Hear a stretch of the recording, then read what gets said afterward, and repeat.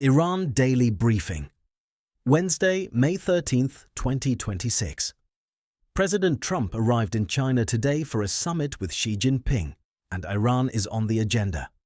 Trump says he plans to have a long talk with Xi about the Iran war. That meeting lands on the same day Iran's chief negotiator is warning Washington to accept Tehran's peace plan or risk the collapse of the Middle East truce. Two leaders talking about Iran in Beijing, while Tehran issues a deadline from the other direction. We'll have the full picture in today's briefing. Before we get into today's developments, a quick follow-up on 3 items we flagged for monitoring at the close of yesterday's episode. On the substance of Iran's counter-proposal, the content Trump called totally unacceptable, no source in today's reporting has published what Iran actually proposed. That remains unresolved. On allied diplomatic positioning, Secretary Rubio's separate calls with the Australian and British foreign ministers about Iran. Neither London nor Canberra has made a public statement in today's reporting that moves that story forward. On the Pakistan-CBS dispute, Pakistan's denial of the CBS report about Iranian aircraft at Nukan Air Base remains on the record. No response from CBS, no additional outlets, and no comment from Washington appear in today's intel. All 3 remain open threads, now to today. The diplomatic picture is in motion on multiple fronts simultaneously. Trump is in Beijing. Iran is pressing its own deadline in the other direction. A Bahrain-led resolution at the United Nations has picked up significant international support. And a maritime incident from last week is producing new physical consequences. Here's what we know. Trump touched down in China on Wednesday for a summit with Xi Jinping. NPR reports the agenda is expected to cover the war in Iran, trade policy, and Taiwan. Trump said before departing Washington that he plans to have a long talk with Xi about the Iran war. But he also made something else clear on the tarmac. Al Monitor reports Trump said, and we're quoting directly, "I don't think we need any help with Iran. We'll win it one way or the other, peacefully or otherwise." That combination, "I'm coming to talk about Iran, but I don't need your help," sets a particular tone for what happens in Beijing. Al Monitor also reports Trump saying he does not expect to need Beijing's help to end the war. So what is Trump actually going to Beijing to do on the Iran file? The sourcing doesn't tell us the full answer to that. What it tells us is that Trump intends to raise Iran directly with Xi, and that he has publicly pre-framed China's role as non-essential. Whether that framing is a negotiating posture or a genuine statement of strategic confidence is not something today's reporting resolves. Here is what makes the Beijing meeting significant beyond the bilateral relationship. China has its own Iran channel.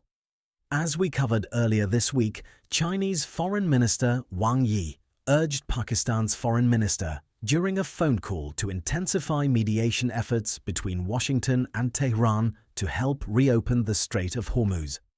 That call is in today's reporting from Middle East Eye. Beijing is already working diplomatic levers in the region, separately from the US-China summit now underway. At the same time, Iran's chief negotiator has told Washington to accept Tehran's latest peace plan or risk the collapse of the Middle East truce, according to France 24. That statement came on Tuesday, the day before Trump boarded his plane for Beijing. The sequencing matters.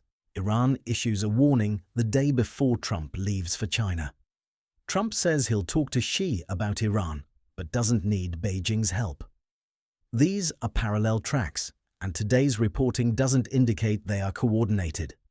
The Pentagon cost estimate adds a different dimension. NPR reports that Pentagon officials told Congress this week that the war in Iran has cost approximately $29 billion so far. That figure comes from a single source and hasn't been independently confirmed by other reporting in today's intel. But it is the first specific cost figure to surface in our tracking of this conflict, and its disclosure to Congress, not the public, is worth noting. What to watch for? Whether the Xi-Trump meeting produces any joint statement, communique, or even a readout that addresses Iran. If Beijing and Washington emerge from this summit with shared language on the Iran war, that changes the diplomatic landscape significantly. If they emerge with silence on Iran, or competing characterizations, that tells a different story. Story 1. The Bahrain Resolution. A Bahrain-led resolution at the United Nations has now drawn the support of 112 nations, according to Al Jazeera and Middle East Eye. The resolution calls for free navigation through the Strait of Hormuz and an end to Iranian attacks on Gulf neighbors, Al Jazeera reports. As we've covered in earlier episodes this week, the strait has been an ongoing flashpoint, with tanker incidents, naval deployments, and ceasefire questions all converging on the same waterway. The fact that 112 countries have now aligned behind a resolution framing Iran as the party responsible for attacks on Gulf neighbors is a significant diplomatic data point, regardless of what the resolution can actually compel. We don't have detail in today's reporting on which specific countries signed on, or whether any major powers are among the 112. Watch for whether Iran responds formally to the resolution and how. A public response from Tehran would be the first indication of how seriously it takes multilateral pressure on the Strait question. Story 2. The Adenok tanker.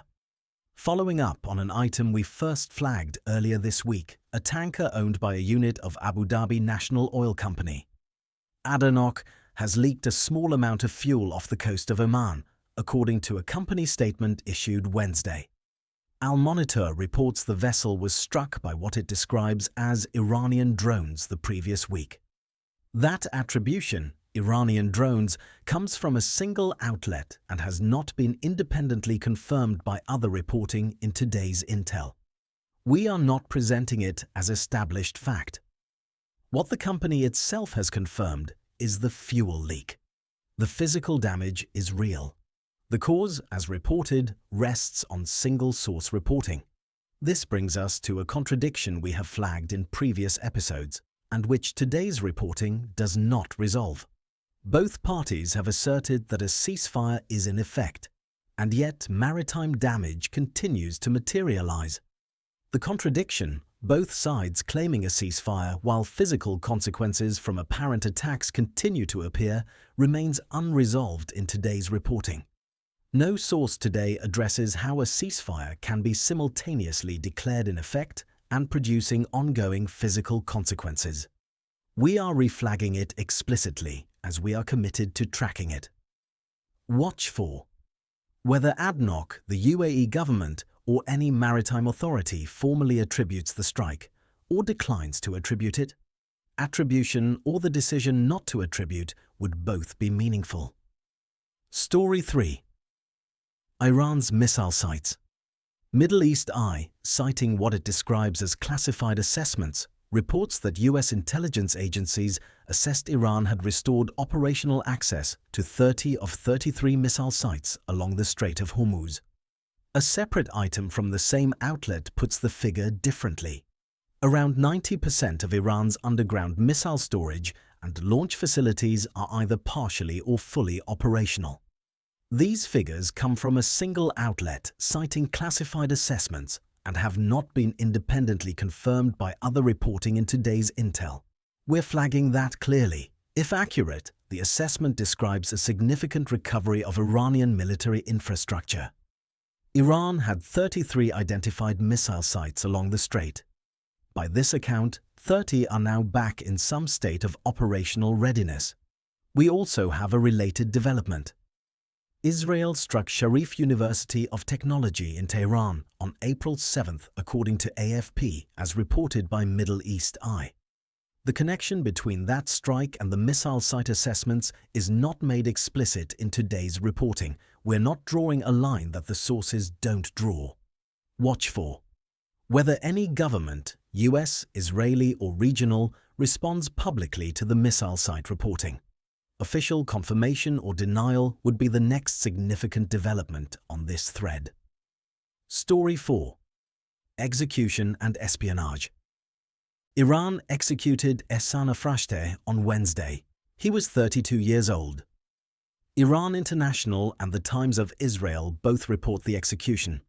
Iran's judiciary said Afrashteh confessed to being paid to carry out tasks for Israel's Mossad intelligence agency, according to the Times of Israel. The judiciary's Mizan News cited charges of espionage and intelligence cooperation with Israel. As we covered yesterday, a different execution in Sistan and Baluchistan was part of yesterday's reporting. Today's case is distinct and involves a different individual, different charges, and a different region. Watch for whether Israel or any other government responds to the execution, or whether Iranian state media publishes additional detail about the nature of the alleged cooperation. Story 5. The viral drone that wasn't France. 24 reports that photos circulating on social media claiming to show an Iranian military kamikaze underwater drone shaped like a dolphin were generated by artificial intelligence and do not depict a real Iranian weapon. This is worth noting, not because the images were credible, they weren't, but because they circulated during a period of heightened attention to Iranian maritime capabilities. Disinformation travels faster in high-tension environments. France 24 identified the images as AI-generated. No follow-up required on this one. It's resolved. Story 6. Vatican diplomacy. On a less conventional diplomatic note, Pope Leo XIV has awarded the Vatican's highest diplomatic honor, the Papal Order of Pious Mud, to Mohammad Hossein Mokhtari, Iran's ambassador to the Holy See. Mir News Agency and Iraq both report the award. This is a small data point, but a notable one. At a moment when Iran faces international isolation on multiple fronts, a formal recognition from the Vatican, even a ceremonial one, is the kind of signal that Tehran's state media will amplify. We opened today with Trump's arrival in China and the statement that he plans to have a long talk with Xi about the Iran war. Here is the fuller picture now that you have the context. Trump departed Washington on Wednesday, saying he does not expect to need Beijing's help to end the war with Iran. He arrives in a country whose foreign minister has separately been pushing Pakistan to intensify mediation between Washington and Tehran. On the same day, Iran's chief negotiator has told Washington to accept Tehran's peace plan or risk the collapse of the Middle East truce. The summit is happening. The agenda includes Iran. What comes out of it, and whether Beijing's separate Iran diplomacy intersects with or runs parallel to whatever Trump and Xi discuss, is the open question that today's reporting cannot yet answer. 4 things to watch in the next 24 to 48 hours. 1. The Xi-Trump summit readout on Iran. Trump has said he plans to have a long talk with Xi about the Iran war. Watch for any joint statement, official readout, or on-the-record characterization from either side about what was discussed and agreed or not agreed on Iran. Given China's separate diplomatic activity on the Iran file, the gap between what Trump says publicly and what Beijing says will be as informative as either account alone. 2. Iran's response to the UN resolution. The Bahrain-led resolution calling for free navigation through the Strait of Hormuz and an end to Iranian attacks on Gulf neighbors now has the support of 112 nations. Tehran has not yet responded publicly in today's reporting. A formal Iranian statement, or deliberate silence, will be the next data point on how Iran intends to engage multilateral pressure. 3. The Pakistan mediation channel. Chinese Foreign Minister Wang Yi has urged Pakistan's Foreign Minister to intensify mediation between Washington and Tehran. Pakistan's Foreign Ministry has not yet commented publicly on that call in today's reporting. Whether Islamabad moves visibly on the mediation track and whether that intersects with the US-China summit is a thread worth watching closely, particularly given Pakistan's contested status in recent reporting. 4. The content of Iran's peace plan. Iran's chief negotiator has warned that Washington must accept Tehran's latest peace plan or risk the collapse of the Middle East truce. Trump, as of yesterday's episode, had called Iran's counter-proposal totally unacceptable without any source describing what it actually contains. That content has still not surfaced in today's reporting. If it does, through any government, outlet or leak, it becomes the single most important piece of information in the diplomatic track.